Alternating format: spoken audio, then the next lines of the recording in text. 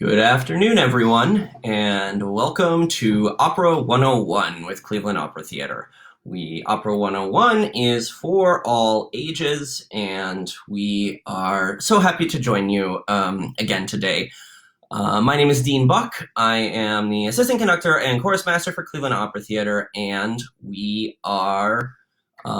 we're going to talk about Recitativo Accompagnato. If you remember, or if you saw a video from last week, we talked a bit about recitativo in general and how it's more conversational than parts in an opera where there's an aria or a duet or a trio or a quartet, any sort of thing like that. It's usually more just about the text, just about the drama. And we talked a little bit about how the singer has freedom to stretch. We did a little example, which was focusing mostly on the recitativo secco, or dry recitativo, which is just accompanied by the basso continuo, usually just the keyboard, and sometimes either a string bass or a cello. Recitativo accompagnato is similar, but it is usually reserved for special characters and special moments in an opera. Typically, in Mozart's time, a recitativo accompagnato would be reserved for the members of the aristocracy. The working class, the servants, didn't get accompanied recitativi. And it's also a big part of an emotional moment in an opera, either something where the plot is, there's a major plot twist, or a character's having a very, very strong emotional response to something. You can think of it as the recitativo accompagnato is the character's outward response to it, and then the aria is more them looking inward and discussing how they feel.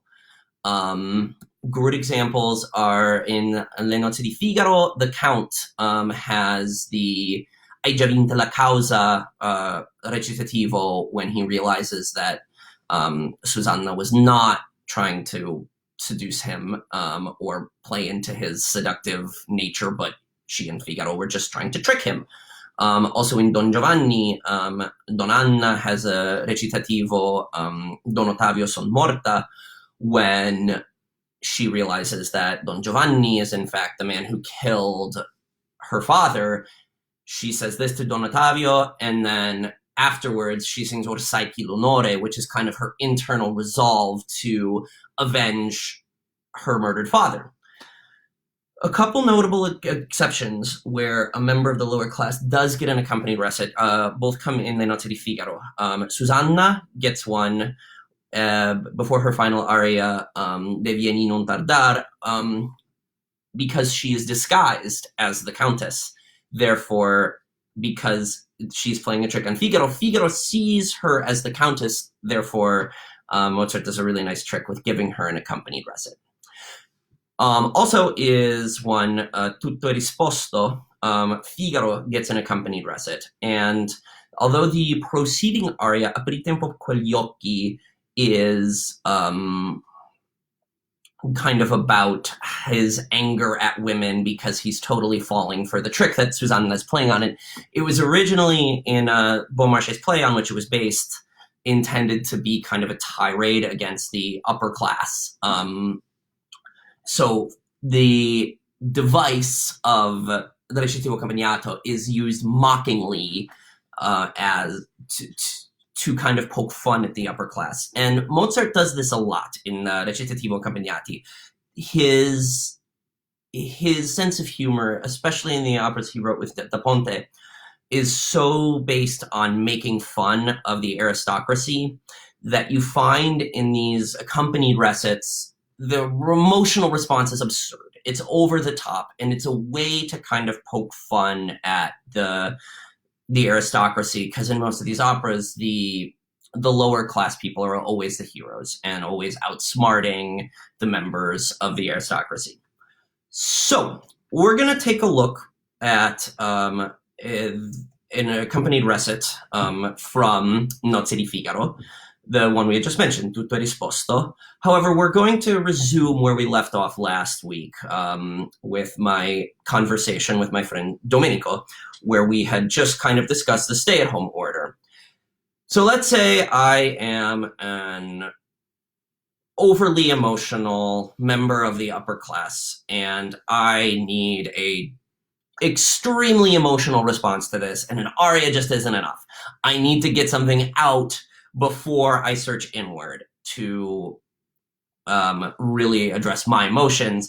Just need to scream and get some things done. So what I would do is what follows. Now, keep in mind what we talked about last week. Singers can stretch. Singers can really go into the text and modify things, be expressive.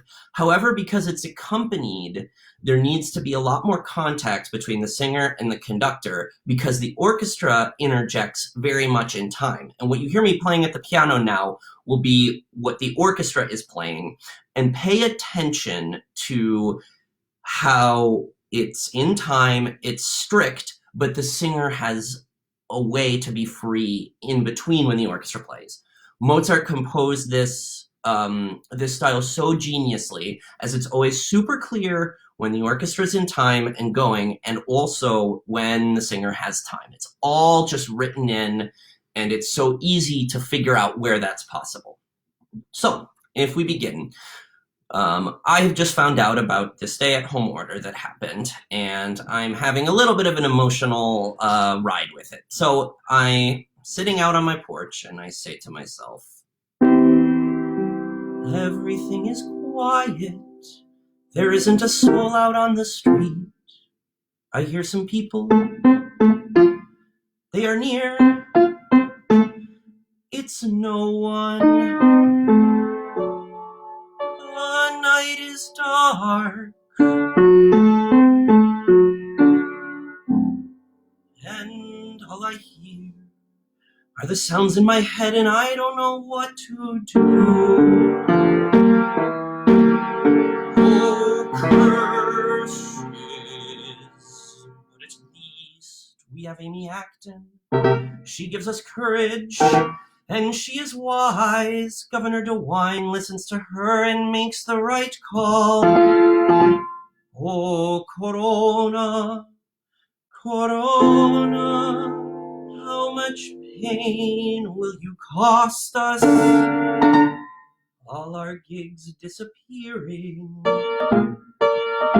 and for loved ones we're fearing. Nothing seems so for sure. But if we stick together, we'll all endure.